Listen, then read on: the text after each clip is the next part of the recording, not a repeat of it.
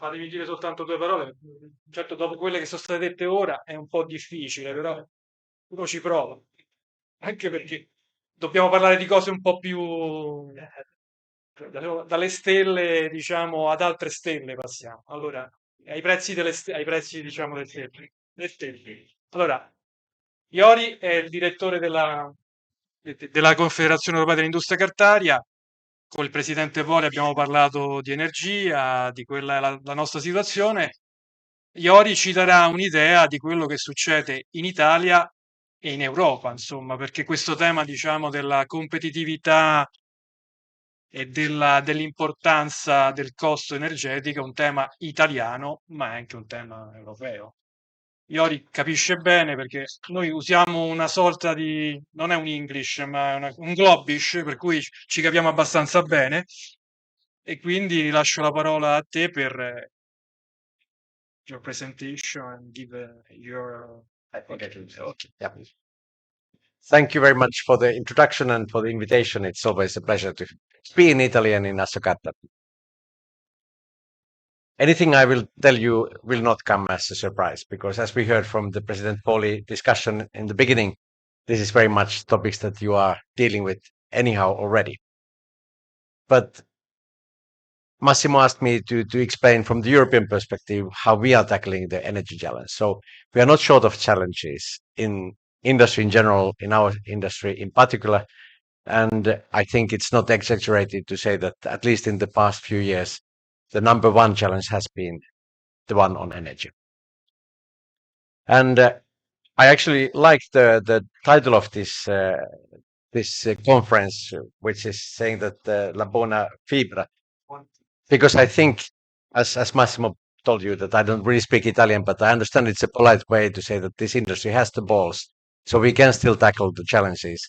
We have what it takes. So I think this is true. Picture that you won't be surprised to see. So there has been this crisis moment where the price of natural gas and any other energy for that matter peaked very high. Now it's come down, and one of the key tasks for CEPI in Brussels is to keep telling the policymakers that yes, it's come down from the crisis moment, but it's still 6 times higher than in the US, and it's still 2 times higher than it was on average 2 years ago in Europe. So it's better than the crisis, but it's still not good enough. And it's, like I said, not only natural gas, but it's all the energy. And not only the energy, it's also the total cost of energy generation. We also have to remember that on top of the energy cost, there's the cost of CO2. And that is also twice as high as it was 2 years ago, and of course, much higher than it was for the first years of the emission trading system. And I think it's safe to say that even if we are no longer in the crisis moment, the trend is to increase. For the reason that the geopolitical situation doesn't show any indication of getting better anytime soon, and for the sake that the green transition, the European Green Deal, is actually creating structural increase of cost of energy, cost of clean technology, cost of energy infrastructure. So I can't see why there would be any sign of making these things better or going back to what we knew as a normal before. So what can be done? So luckily we have the good fiber in our sector, also in the sense that we have probably the biggest wealth of skills. So the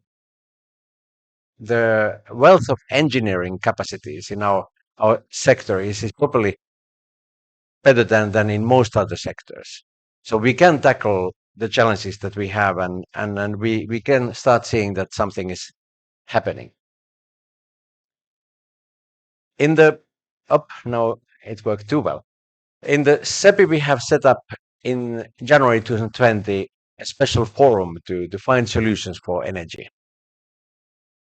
We did that because we realized that if we keep on discussing within the close circle of our own industry, which is needed and important, or just with our traditional suppliers, we don't get much further. We have to open the discussion with untraditional, unusual partners. And this was the main concept of the solution forum that we set up 3 years ago.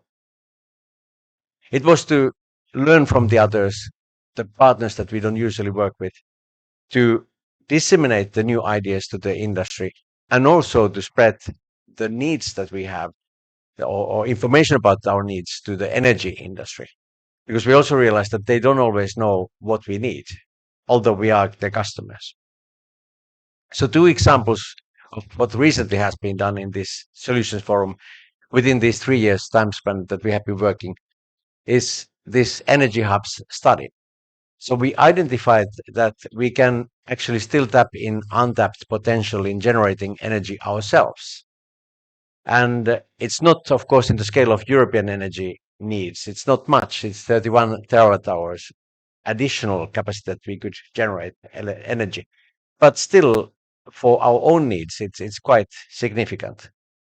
And in the study, it also tells us on average, of course, every factory, every mill is individual, and every situation is different. But on average, they said that out of these 31 terawatt hours, 9% would be the potential for non-integrated paper mills, tissue mills, sorry, and 5% for the non-integrated paper mills, and quite interestingly, 14% of this 31 terawatt hours could be the still further potential untapped in recycling mills. So this is definitely something that we can look into and advance this model of being prosumer, so generating the energy and using energy ourselves. The other example is I think very nice. We had a concluding application just a few months ago on looking at the heat pumps. And why I think it's nice, it's an indication how things can move fast if we want. So the first meeting in January 2020 in this forum was with heat pump industry. And sadly and depressingly, we concluded that they don't have a solution for us because we need such a high quality of heat. And they said, no, can be done. They didn't have the good fiber from their side. But we didn't give up. We said that, well, let's work on it. Let's then spend some time together and find the solution. And now we have this good news that they believe that the technology has advanced so that we could come to heat pump solutions for our sector's need that could save more than 50% of energy needed for drying paper. And this is really encouraging. And of course, we want to do this in many areas because heat pumps might work for one mill but might not work for another mill. So we need to have many solutions, a maybe combination of solutions. But I like also these 2 examples because, of course, what we aim to do in general is to narrow the gap between what we have and what we need.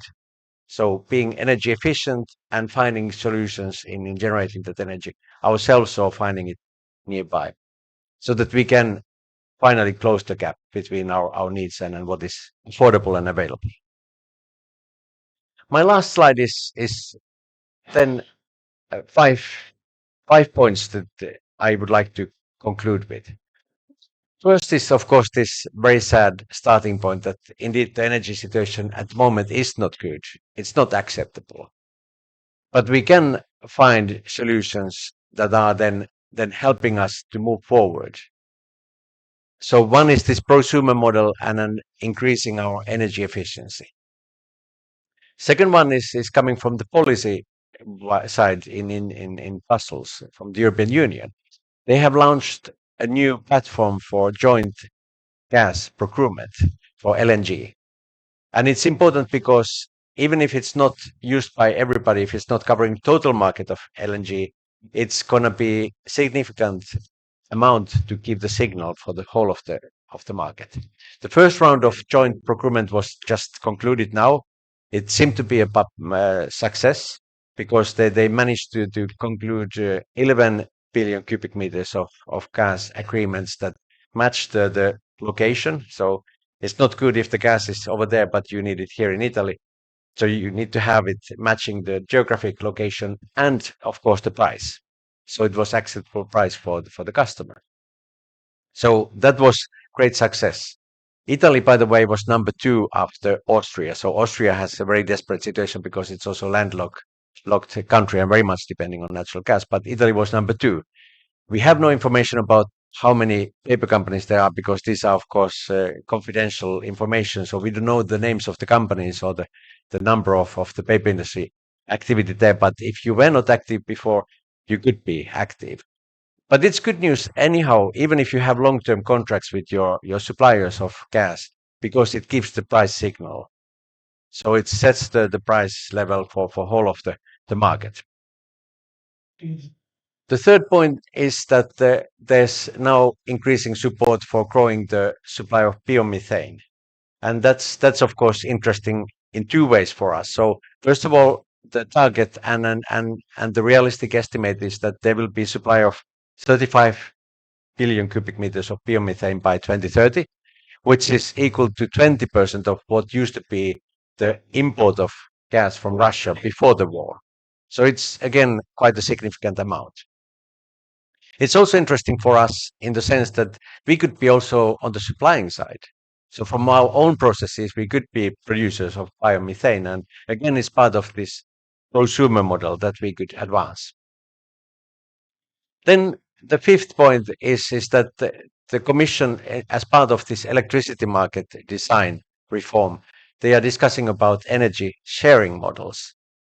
And to be honest, I'm not completely clear about all the details what that would mean, but my understanding is that if you have in one region a lot of companies and one of them is able to generate electricity more than they need, it's made easier for the other companies nearby than to use it and cheaper. So they don't charge you for the transit cost of electricity as they would if you buy it just from the market. And I think this could be, again, interesting for us if we have neighbors that can do it, if we have one company in our own sector that can supply it in a cluster of paper mills to others, or if you want to plan a joint undertaking to generate renewable electricity combined with several companies, then again, you could maybe benefit from this to make it easier and smoother and cheaper. So there are all these opportunities. I appreciate it's again maybe too little too late for the crisis moment that we had and still for the ongoing situation. But at least there's awareness in Brussels, in the policymaking, that something has to be done. And referring to what President Poli said also, that there's this competitiveness aspect to our situation. So we need to ensure that on the internal market in Europe, we have a fair level playing field for the companies, no matter where the companies are based. And of course, we still need to be able to compete globally as well, because the market is completely open in Europe for companies to export to Europe.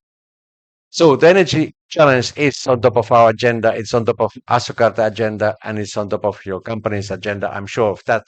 But we can together find solutions and move forward. Thank you very much.